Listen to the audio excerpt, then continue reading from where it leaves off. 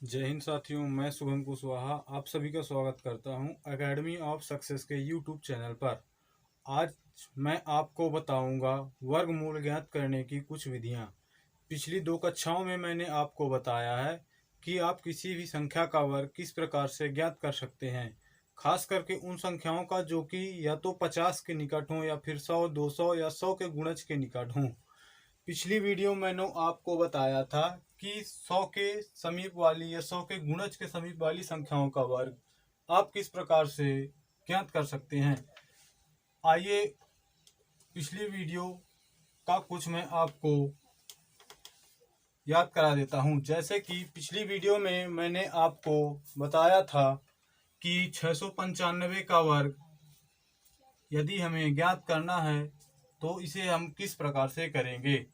तो मैंने आपको बताया था कि सर्वप्रथम हम यह देखते हैं कि यह ऐसी कौन सी संख्या करीब है जो कि 100 का गुणज हो। तो यह संख्या 700 के करीब है जो कि 100 की गुणज है। 700 से यह कितनी कम है, तो इसके लिए हम देखते हैं कि 700 माइनस 695, तो यह संख्या 700 से 5 कम है। अब हम 5 का वर्ग करके देखते हैं तो 25 आ जाता है। इस 25 को हम यहाँ पास लिख देते हैं। इसके बाद हम 5 का डबल करते हैं, तो 5 का डबल करेंगे तो 10 आ जाता है। इस 10 को हम इस 700 में से घटा देंगे क्योंकि यह संख्या 700 से कम है। यदि ज़्यादा होती तो हम जोड़ते, लेकिन यह संख्या 700 से कम है, तो इस 700 में हम 10 को घटाएंगे तो हमें 690 प्राप्त हो जाता है। अब इस 690 में हम उतने का गुणा करेंगे जितने का गुना ये 700 संख्या होगी। 100 का यह कितना गुना है यह ज्ञात करने के लिए 700 बटे 100 कर लेते हैं तो हमें 7 मिल जाता है। अर्थात संख्या 700 100 का 7 गुना है। तो इस 7 का गुणा हम 690 में करेंगे, तो 690 गुणे 7 करने पर 7 शून्य शून्य, 9 सत्ते 63 की 3 हासिल 6 और 7 छंग 42, 42 6 48। इस 48 30 को हम 25 को छोड़कर यहाँ पास लिख देते हैं और इस प्रकार से 48 30 25 हमें 695 का वर्ग ज्ञात हो जाता है। तो इस प्रकार से आप 100 का गुणज के समीप वाली संख्याओं का वर्ग ज्ञात कर सकते हैं। और इसी प्रकार से 100 का गुणा हम 100 के समीप वाली संख्याओं का वर्ग हम ज्ञात करते हैं। बस हमें यह देखना होता है कि उसमें एक स्टेप हम नहीं करते हैं, उसमें हम गुणा वाला स्टेप नहीं करते हैं, बाकी हम इसी प्रकार से करते हैं। जैसे यदि हमें 105 का वर्ग ज्ञात करना है तो हम सर्वप्रथम 5 का वर्ग देखते हैं क्योंकि यह संख्या 100 से 5 अधिक है। 5 का वर्ग 25 हम यहाँ पास लिख देते हैं। इसके बाद हम 5 का डबल करते हैं तो 10 हो जाता है। अब यह संख्या 100 से ज़्यादा है तो 100 में हम 10 को जोड़ देंगे तो 110 हो जाता है। अब 100 का एक गुना है, तो हम इस एक का गुना यहाँ करेंगे तो सेम टू सेम उतना ही आएगा, इसलिए हम इस 110 को यहाँ पास लिख देते हैं। तो इस प्रकार से हमें 110 25 105 का वर्ग ज्ञात हो जाता है। इसी प्रकार से आप अन्य संख्याओं का भी वर्ग ज्ञात कर सकते हैं।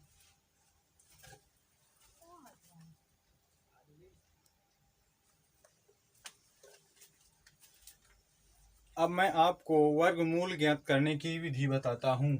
जैसे कि सबसे सामान्य विधि है कि किसी भी संख्या का यदि वर्गमूल ज्ञात करना है तो हमें उस संख्या के गुणनखंड ज्ञात करने होते हैं। तो गुणनखंड ज्ञात करने का तरीका ये होता है दोस्तों, अब इसे हम 3 से भाग देंगे तो 3 बार जाएगा और 3 से भाग देंगे तो 1 बार जाएगा। अब इनका हम जोड़ा बना लेते हैं, जो भी इनका गुणनखंड आता है उसका हम जोड़ा बना लेते हैं। तो यहाँ पास केवल 3 का एक जोड़ा बन रहा है, तो इस √9 का वर्ग मूल हमें 3 प्राप्त हो जाता है। अब मैं आपको उन संख्याओं का वर्गमूल ज्ञात करने का तरीका बताता हूँ। जैसे कि यदि कोई संख्या पूर्ण वर्ग होती है तो उसका वर्गमूल हम कैसे ज्ञात कर सकते हैं। जैसे कि यदि संख्या 82 81 का वर्गमूल हमें ज्ञात करना है तो हम इसमें सर्वप्रथम इन दो अंकों को ले लेते हैं। तो इन दो अंकों में 81 है तो 81 में हम इकाई का अंक देखते हैं तो हमें 1 प्राप्त होता है। अब हम यह देखते हैं कि 1 किस किस संख्या के वर्ग में आता है। तो 1 का वर्ग जब हम करते हैं तो 1 आता है।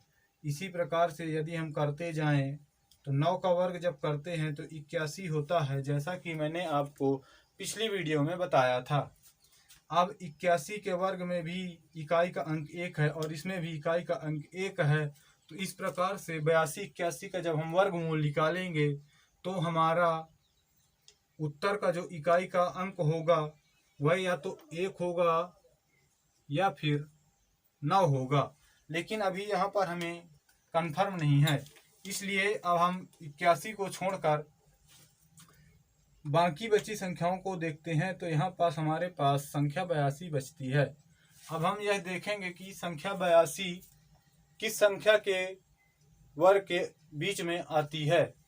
तो 9 का वर्ग हमें 81 ज्ञात है और 10 का वर्ग 100 ज्ञात है।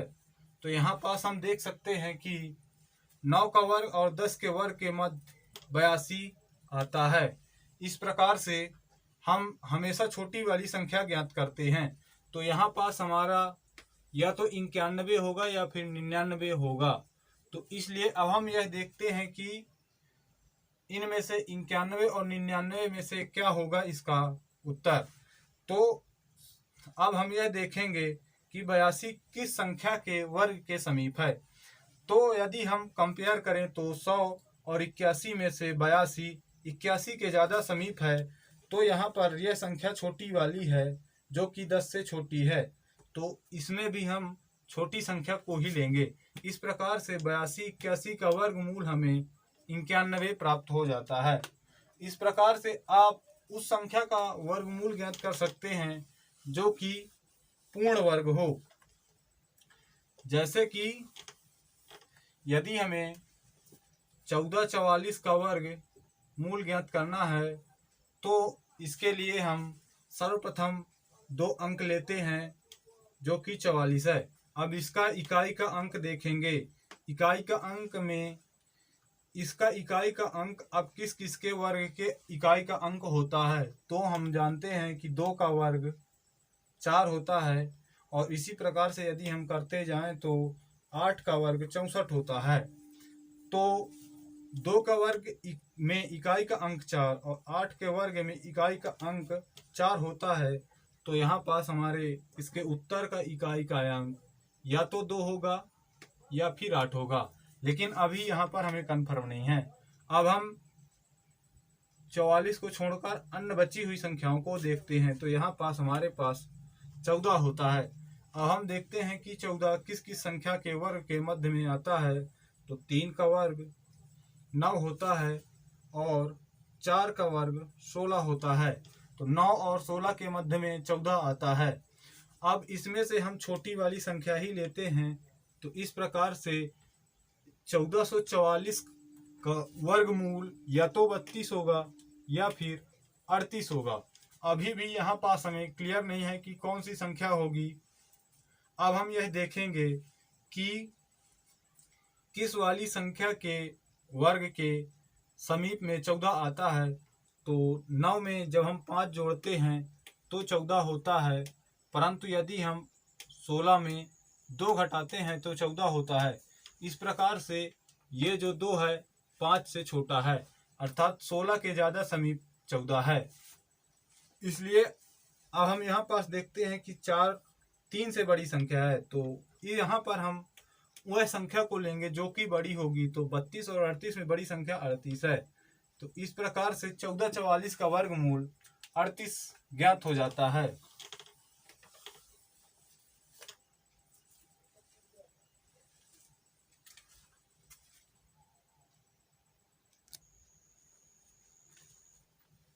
अभी तो मैंने आपको सिर्फ 4 संख्याओं का वर्गमूल ज्ञात करना बताया है।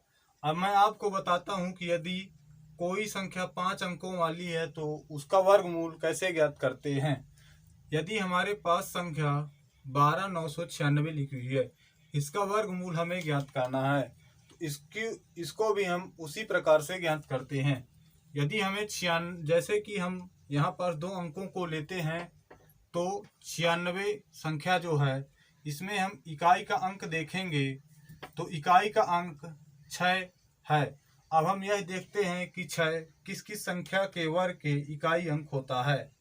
तो संख्या 4 का वर्ग 16 होता है और इसी प्रकार से संख्या 6 का वर्ग 36 होता है। तो यहाँ पर संख्या 4 के वर्ग में इकाई का अंक 6 और 6 के वर्ग में इकाई का अंक 6 है। तो अब हम देखते हैं कि यहाँ पास इस संख्या के वर्गमूल का इकाई का अंक या तो 4 होगा या फिर 6 होगा। अब इसके बाद हम उसी प्रकार से 96 को छोड़कर यहाँ पास देखते हैं कितनी संख्याएं हैं। तो यहाँ पास हमारे पास 3 संख्याएं हैं जो कि 129 है। अब हम देखेंगे कि 129 किस संख्या के वर्ग के मध्य में आता है। तो हमें मालूम है कि 12 का वर्ग 144 होता है और 11 का वर्ग 121 होता है। तो हमें हमेशा छोटी वाली संख्या लेना है। तो यहाँ पास छोटी वाली संख्या 11 है। तो हमारा उत्तर या तो 114 होगा या फिर 116 होगा। लेकिन अभी भी हमें यह कंफर्म नहीं है कि हमारा आंसर या तो 116 होगा या 114 होगा। तो अब हम यह देखेंगे कि 129 संख्या 144 और 121 में से किसके समीप है। तो यदि हम 144 माइनस 129 करते हैं तो 15 प्राप्त होता है और 129 माइनस 121 करते हैं तो 8 प्राप्त होता है। इस प्रकार से हम देख सकते हैं कि यह 129 121 से 8 ज़्यादा है, अर्थात 129 और 121 के मध्य 8 का अंतर है और 144 और 129 के मध्य 15 का अंतर है। तो यहाँ पास छोटी संख्या 8 है, अर्थात 129 144 की अपेक्षा 121 के ज़्यादा करीब है जो कि 11 का है। तो यहाँ पास 12 बड़ी संख्या है और 11 छोटी संख्या है। तो इसमें से भी हम छोटी संख्या ही लेंगे।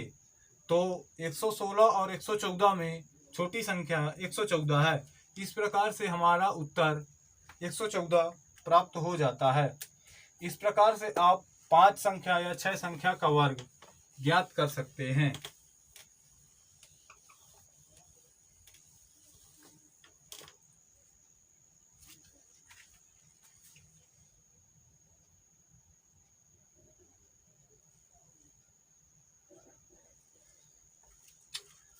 अब हम यदि संख्या वर्गमूल 13456 को देखते हैं तो इसे मैं आपको डायरेक्ट करके बताता हूँ। सर्वप्रथम हमें 2 अंकों में इकाई का अंक देखना है। तो यहाँ पास इकाई का अंक 6 है और 6 4 के वर्ग में और 6 के वर्ग में आता है, इसलिए हमारे उत्तर का इकाई का अंक या तो 4 होगा या फिर 6 होगा। अब हम देखेंगे कि 134 किस किस के वर्ग के मध्य आता है। तो 11 के वर्ग 121 होता है और 12 का वर्ग 144 होता है, अर्थात 11 और 12 के वर्ग के मध्य 134 आता है। तो यहाँ पास हमारा उत्तर या तो 114 होगा या फिर 116 होगा। अब हम यह देखेंगे कि यह किसके ज़्यादा समीप है। तो 121 और 144 में से 144 के ज़्यादा समीप 114 है, अर्थात यहाँ पास बड़ी संख्या के वर्ग के ज़्यादा समीप है। तो यहाँ पास हमारा उत्तर बड़ी संख्या हो जाएगी। इस प्रकार से 116 हमारा उत्तर हो जाएगा। इस प्रकार से आप वह संख्या का वर्गमूल ज्ञात कर सकते हैं जिसका जो कि परफेक्ट स्क्वायर में हो। अगर आपको ये वीडियो पसंद आया हो तो हमारे चैनल को सब्सक्राइब करें और शेयर करें और लाइक करके कमेंट ज़रूर करें और हमें बताएं कि आपको यह वीडियो कैसा लगा। धन्यवाद।